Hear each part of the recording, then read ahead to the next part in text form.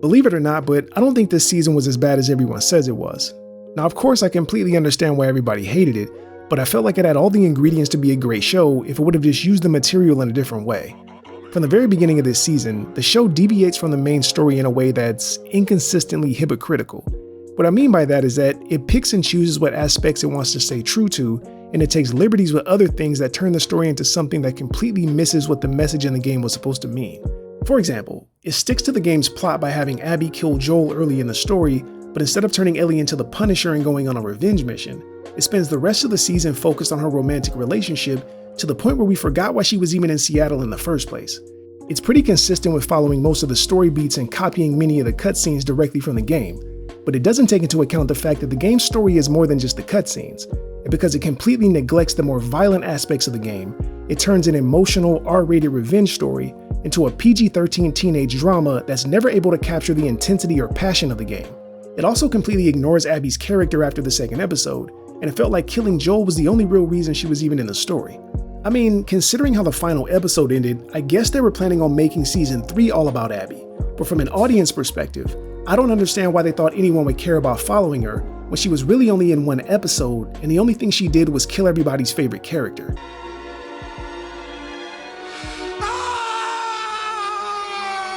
Because the show was willing to change so many foundational things from the game and spend so much time on insignificant things that were never meant to have so much development, I feel like they should have just used the source material to accentuate some of the more minor characters and subplots, and just create an original story that feels more like a spin-off, but still stays true to the original story.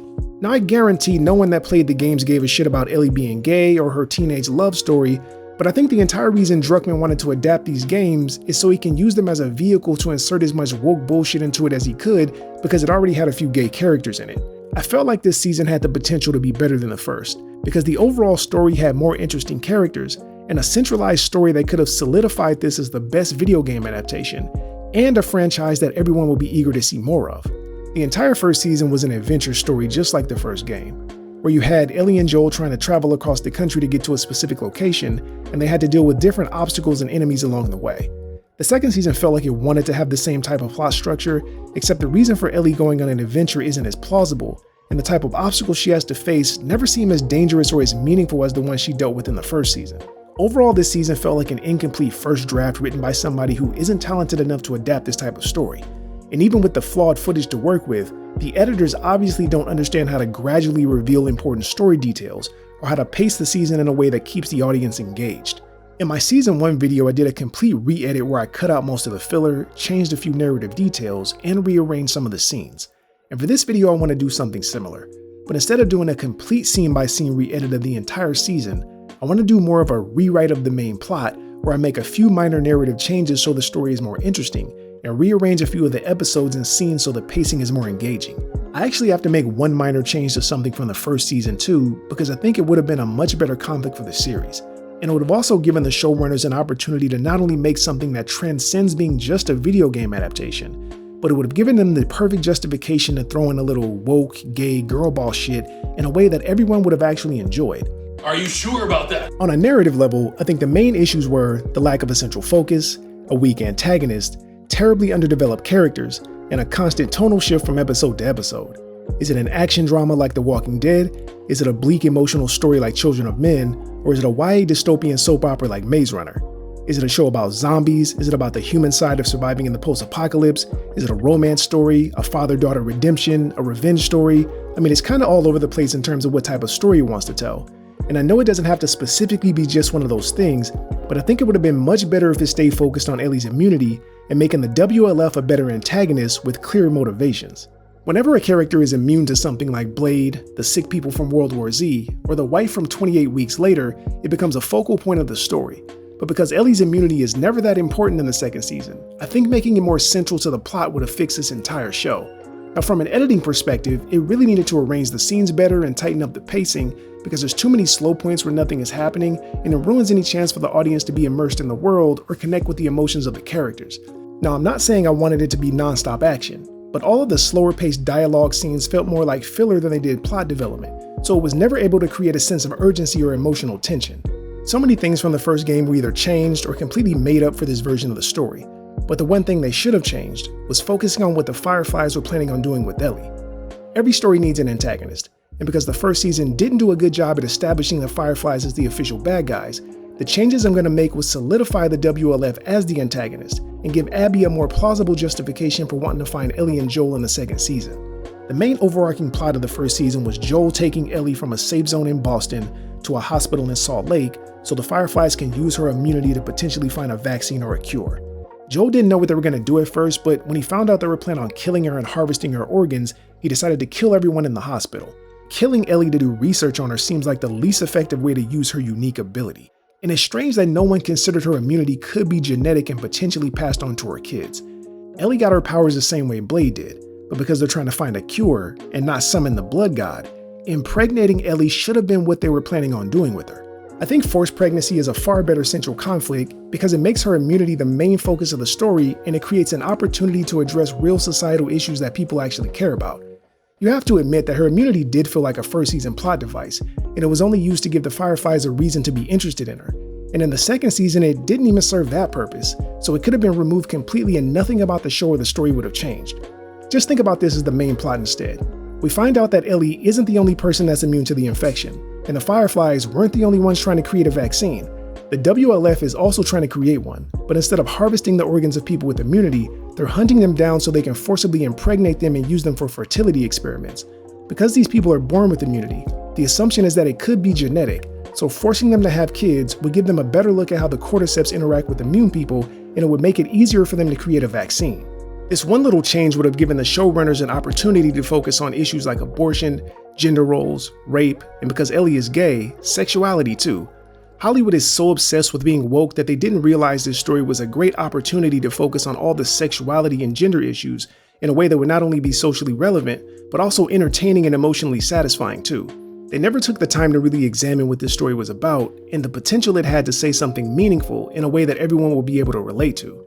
One of the reasons why people don't like woke shit in movies is because of how disingenuous the issues are always portrayed.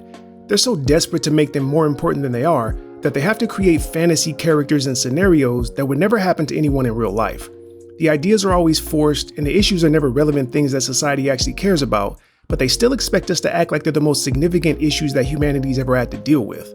Just think about something like Brokeback Mountain, a movie that's literally about gay cowboys, but is not considered woke because the point of the story is an unconventional romance, and it was made during a time where this type of story had never been told before.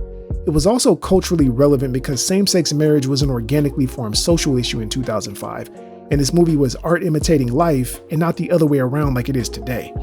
It wasn't trying to convince us to care about something artificial because it felt like it was telling a genuine story and not trying to force-feed us manufactured social propaganda.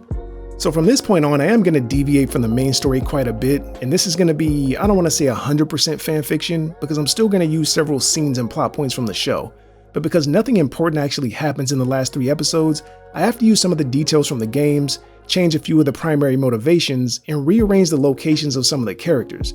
As I said before, I think they wanted Abby to be the main character in Season 3, but they didn't develop her character enough in this season for anyone to care about her going forward. We spent the entire season focused on a bunch of bullshit, so all the more interesting aspects of the story got neglected, like Isaac and the WLF, the Seraphites, the different types of infected, or the infection itself. I already knew this season was cooked when they slowed down the pace in episode 3 after Joel died. I mean, it's like we only got 7 fucking episodes, and the main conflict of the story just happened. So instead of keeping the intensity high and having Ellie ride off in the middle of the night, they decided to slow down the pace and have this slow ass episode where we sit around with a bunch of fucking characters that we never see again after this.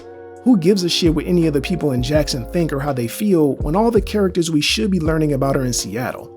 Now, I just wanted to explain this before I go on because I wanted to let you know why I'm deviating from the show so much after this. Just shut the fuck up and do it already.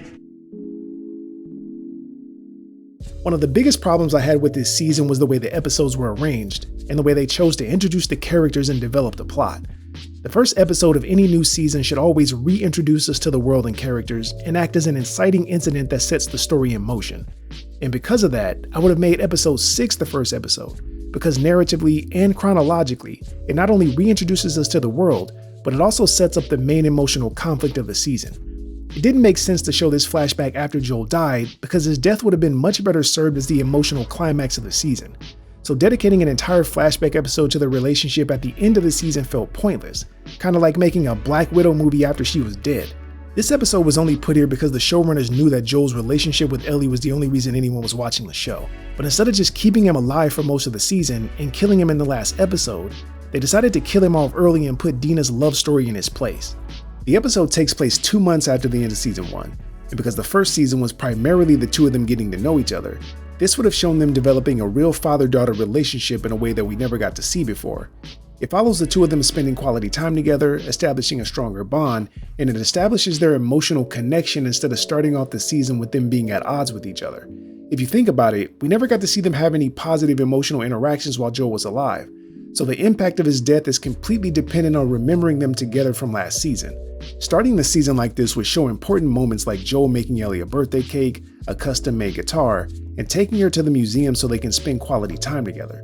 But it would also show them dealing with serious moments like Joel being worried when Ellie got hurt and dealing with one of the residents from the town when they find him alone in the woods after he was bitten. Ellie wants to let him come back to the town so he can see his wife and say goodbye, but Joel doesn't think it's worth the risk, so he kills him.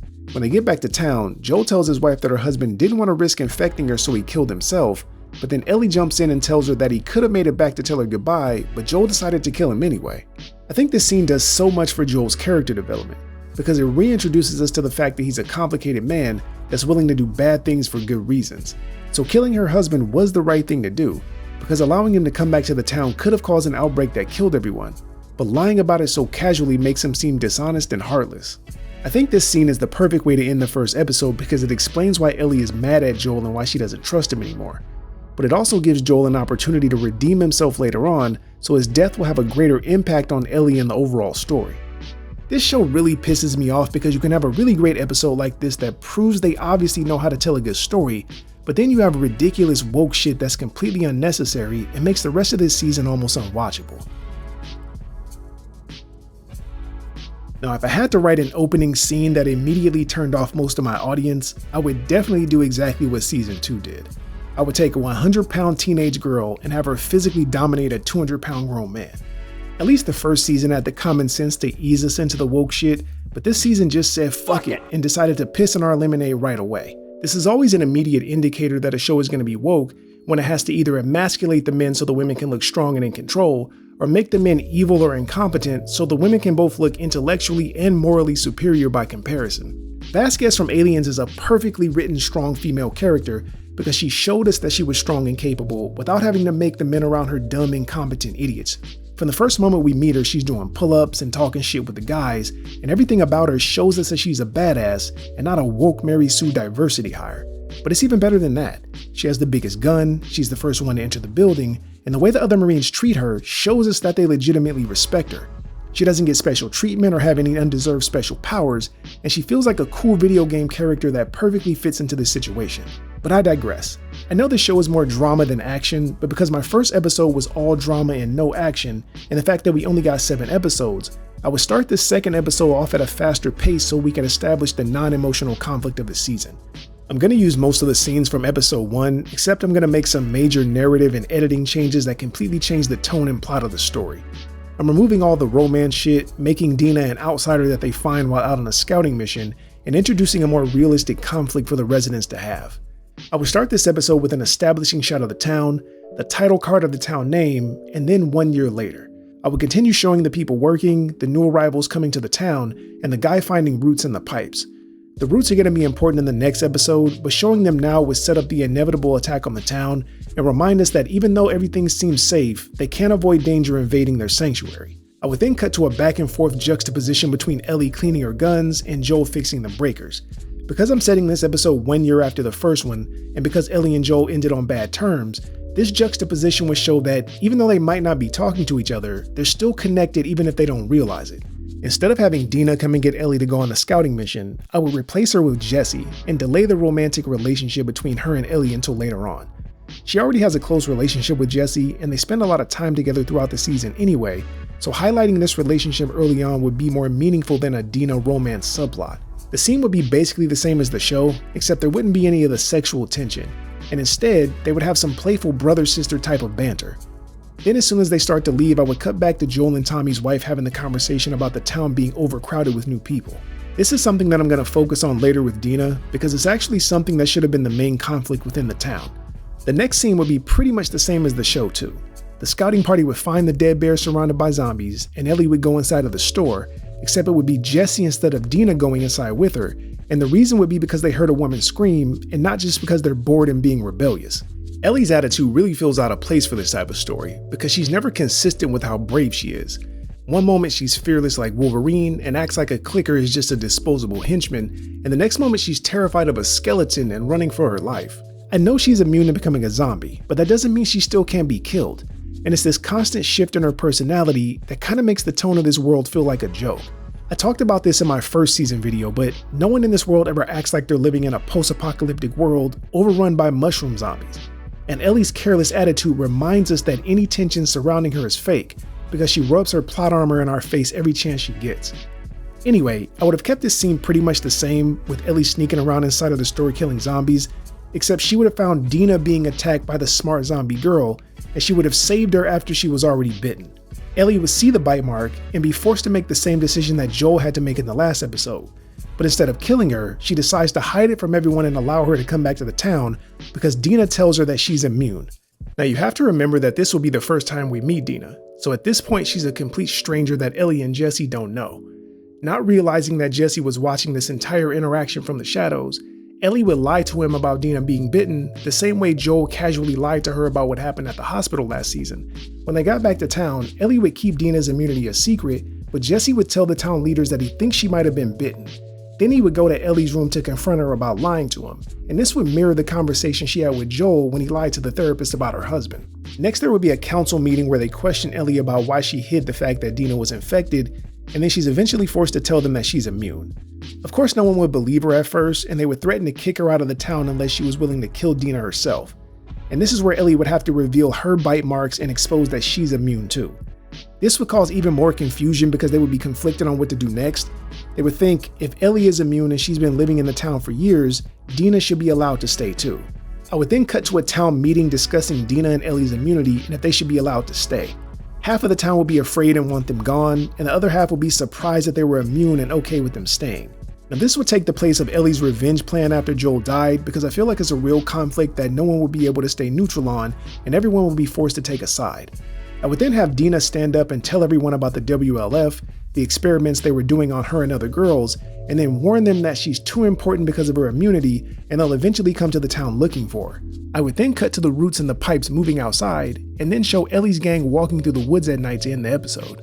At this point, we haven't been introduced to Abby yet, so seeing these people walking through the woods at night right after Dina said someone would come looking for her would be the perfect way to introduce the inevitable conflict. And then showing the Roots moving in the pipes would also remind us that the zombies know where this town is and will eventually show up too. So for this episode, I would take most of the scenes from episode 2 in the attack on the town, except instead of having Joel die, I would have Abby and her gang kidnap Ellie and Dina while the town was distracted by the zombie attack. I would start this episode with Abby's dream where she's walking down the dark hallway before getting stopped by an alternate version of herself warning her not to go into the room at the end of the hall. I think this is a much better introduction to her character because it doesn't immediately tell us who she is or what her motivations are. It would also add complexity to the character because it would show that she's conflicted about something. It would make us want to learn more about her and leave room for something big to be revealed about her later on in the season. Part of what I'm doing is writing this like a show that's going to move past the game storyline and potentially become a franchise with at least 4 seasons. Anyway, I would keep most of this scene the same, where she wakes up and discusses how they're going to get into the town and kidnap Dina without anyone knowing. Then I would cut back to the town and show the guy finding more moving roots in the pipes, then cut to a small town meeting where they're talking about what to do with the new arrivals. This is something that I talked about in the last episode, and it makes sense for the town to be worried about this because they have limited space and resources, and because mass migration is a real issue that many countries are dealing with right now, so this would be a relevant topic to add to the story in a way that felt natural. I would then cut back to Abby walking through the snow looking for something, and then she would fall down the hill and find hundreds of zombies frozen in the snow. The zombies would start waking up, she would run, almost get caught, and then Joel would show up and save her. In my version, Abby's dad wasn't a doctor, and she doesn't have any specific beef with Joel, so she doesn't have a reason to kill him. Joel is still gonna die in my edit, but it won't happen until one of the last episodes. I think everybody can agree that one of the biggest problems with this season was killing Joel in the second episode, and not waiting until later on in the season so the show can not only use his character to develop Ellie's story, but also so his death could be more impactful and actually move the story in a way that feels more interesting. Joel's death felt so empty and unsatisfying, not only because it felt like it came out of nowhere, but the reason for Abby wanting to kill him didn't feel like it had any emotional weight behind it. The Fireflies were planning on killing a teenage girl, and they weren't even sure if they would be able to create a vaccine because of it. So when Joel decided to kill everyone so he could save Ellie, it didn't feel like Abby had a real justification to go on a revenge mission. I mean, I understand why you would be angry that someone killed your dad, but this just doesn't feel like she's getting revenge on somebody who deserves it.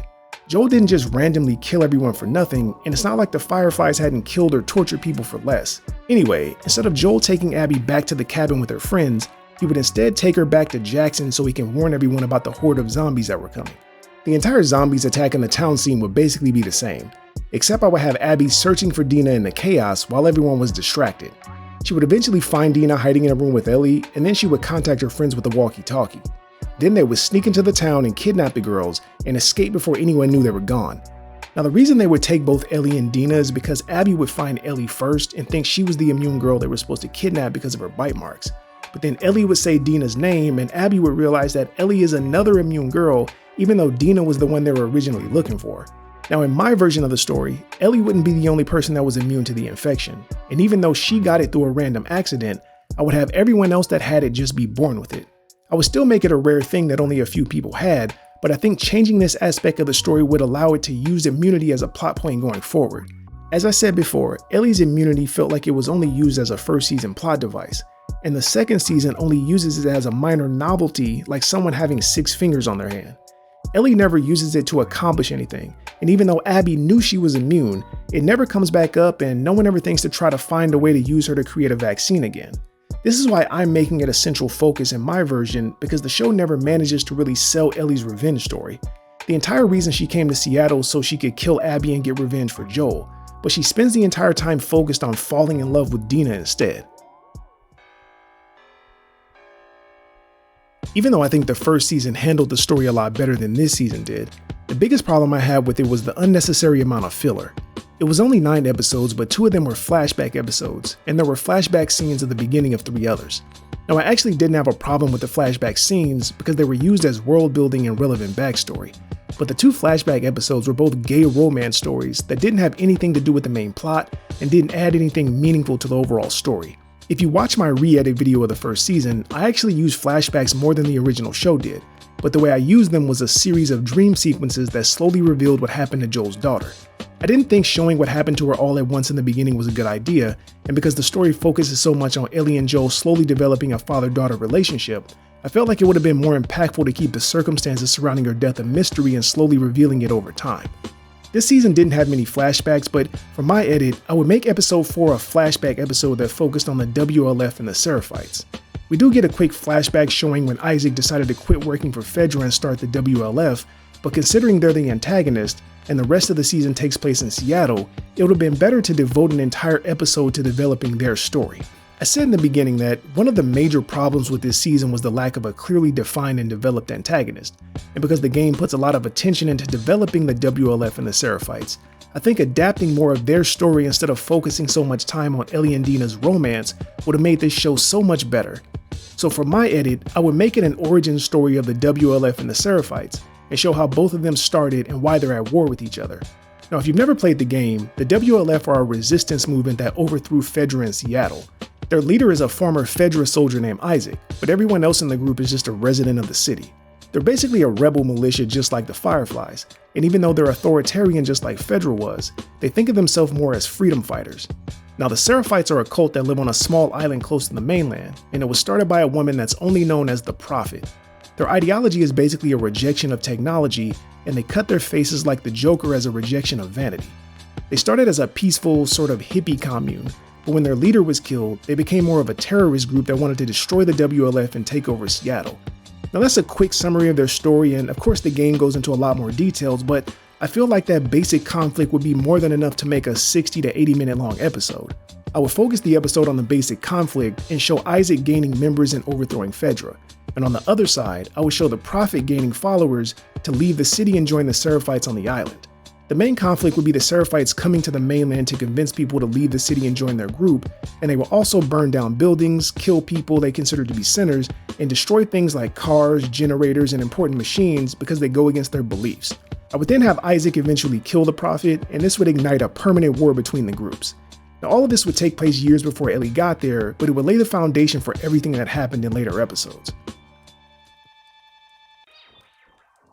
I would start this episode back in the present, and I would have Ellie wake up in Seattle in a hospital room full of other girls that were going to be experimented on.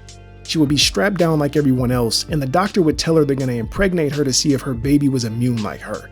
Ellie would try to threaten them and tell them that people from Jackson will come and save her, and then she would look at something across the room and scream.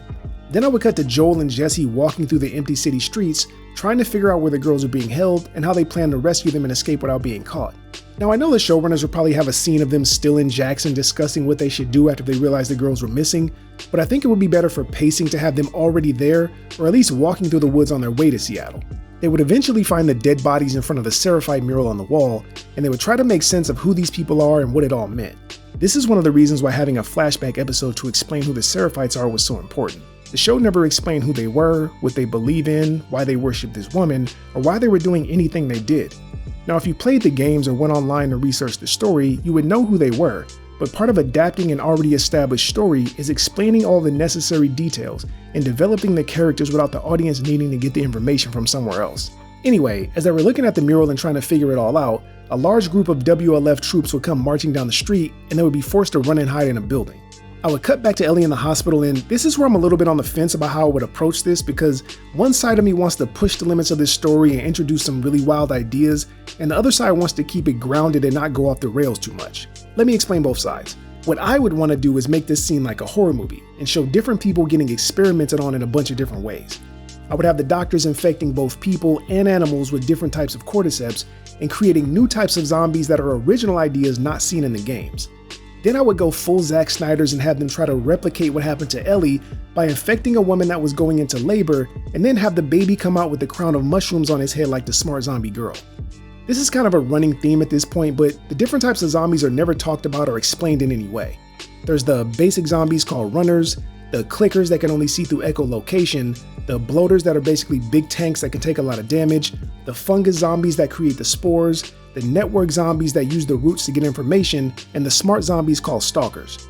Now, the game treats the infection like a disease that goes through a life cycle, so the runner will turn into a stalker, then a clicker, then a bloater, and eventually into an immobile form like the spore or the network zombie. Because the show never explains the infection process or the different types of infected, I think introducing the idea that the different types of infected are a result of circumstance, and that the smart stalker variants are a result of infected pregnant women giving birth to them.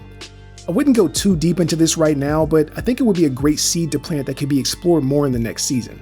Now, the other side of me would want to keep it simple and have Ellie see something like people being infected on purpose or impregnated against their will, and even though I think my first idea would be more fun and open up more possibilities going forward, this option is more in line with the tone of the rest of the show, so it's probably the more reasonable path to take.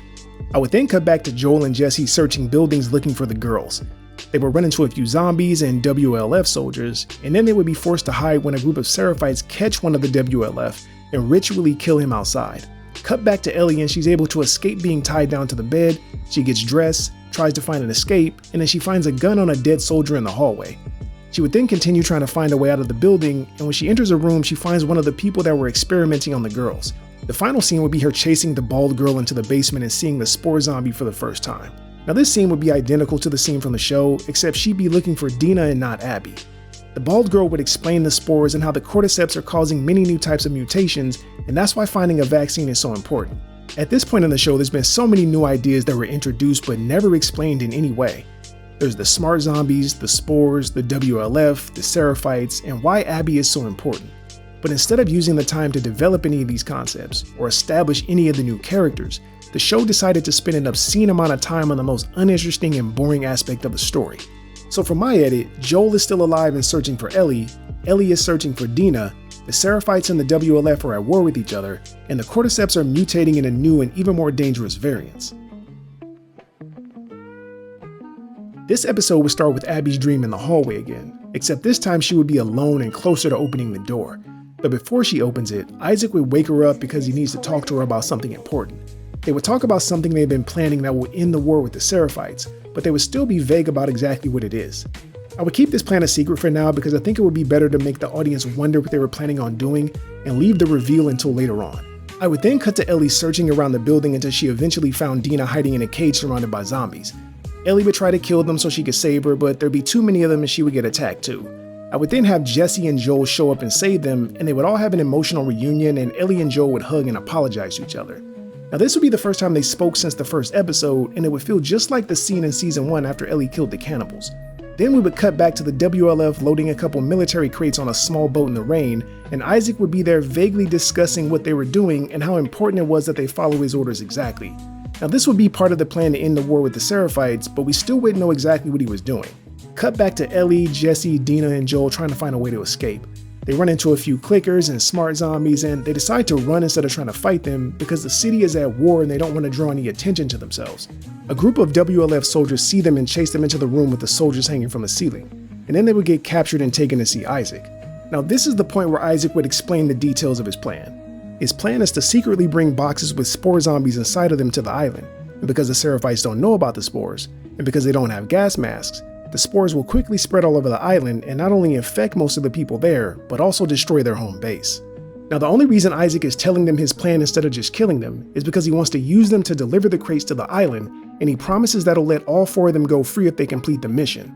Now even though this is a live action show, I think this would be a good idea to add a few side missions like this so it felt more like the game. And this is one of the things I think filmmakers forget when adapting material like this, because they don't seem to understand that the objective-based structure of a game is one of the things that makes the story more engaging while playing it. Up until this point, the show hasn't explained what the spores are or why they're important to the story, but in the game they're basically an airborne version of the cordyceps, so instead of being bitten, all you would need to do is inhale them to get infected. The spores are a much bigger part of the game, but the showrunner said the only reason they didn't include them is because they didn't want the actors to have to wear masks the entire season. Now I think this is only partially true because I don't think the show was ever really interested in making an accurate adaptation of the games anyway. They can use the excuse about the mask to explain the spores, but because the show didn't spend much time explaining the other type of zombies either, I think the reason they didn't include it is because they really just wanted to make a woke version of The Walking Dead. I would end this episode with Jesse and Joel delivering the boxes to the island and the spores infecting some of the Seraphites, and then I would have them running back to the boat and riding back to the mainland. Objectively, this is definitely one of the worst season finales of all time, but it's hard to call it the absolute worst because the show has to actually be good for it to have that title. It's hard to even call this season mediocre, because as a narrative story, it fails on almost every possible level. It doesn't wrap up any of the plot lines, reveal anything about the characters, or give a satisfying conclusion to the story. The final episode of any season should always do a few things. It should resolve the main narrative and emotional conflicts, as well as any subplots or secondary character motivations.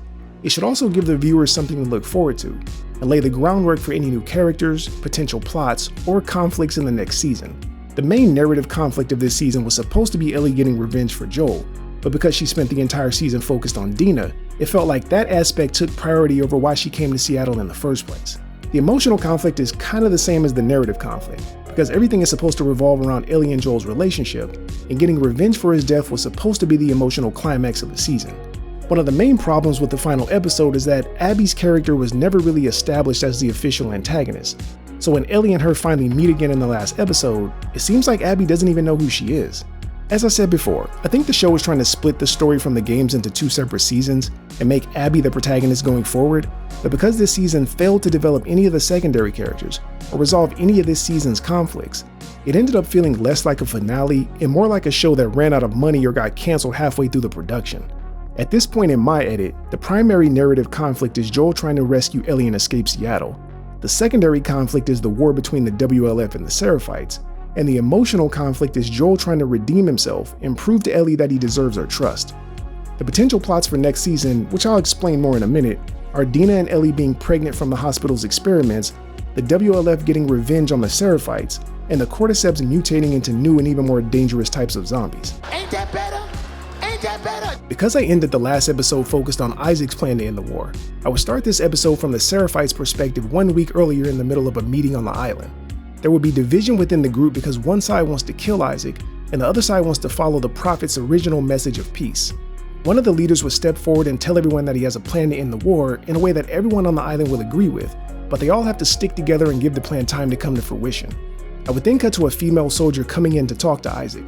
They would start off by talking about basic logistics, supplies, and daily operations, and then she would demand that he tell her what his big plan for the Seraphites is. He would give her a gas mask and take her downstairs to show her one of the spore zombies. Then he would explain the details of his plan and tell her that he was going to use her to complete it. Then he would pull off her mask, and as she's on the ground coughing, he would tell her that he knows she's been secretly working with the Seraphites the entire time. When we first meet Isaac, it's established that he's cold and ruthless. He was willing to kill his fellow soldiers, torture a man for information, and even experiment on women and their babies. This would further solidify him as the official villain, and it would also show that he's not only smart, but heartless enough to do anything to reach his goals. Now, the way I'm presenting this is kind of like a last-minute twist, but in reality, it would actually be a misdirection for a more sinister twist at the end. Jesse and Joel would then return to the mainland, and as they're walking back to meet Isaac, Joel would tell him that the girls are too important because of their immunity, and that Isaac is never going to let them go free no matter what. Isaac and Abby would be sitting in his office when they arrived, and he would deliver a long monologue about his vision for the world and how people like Ellie and Dina are the key to the future. He would then tell the story of how he met Abby, and it would cut to the scenes of her walking down the dark hallway like we saw in her dreams. Before Isaac took over, and Fedra was still in charge, some of the soldiers would kidnap girls and sexually assault them, and Abby's twin sister is one of the girls that was currently being assaulted. At this point, Abby wasn't as strong as she is now, and the inner conflict from her dreams was her being afraid to save her sister because she knew she would have to kill the soldiers and she didn't know if she could actually pull the trigger. Isaac would find her crying in the hallway outside of the door and would stop her from going inside because he knew they would rape her too. Then he would take the gun from her, go inside of the room, kill the soldiers, and save her sister.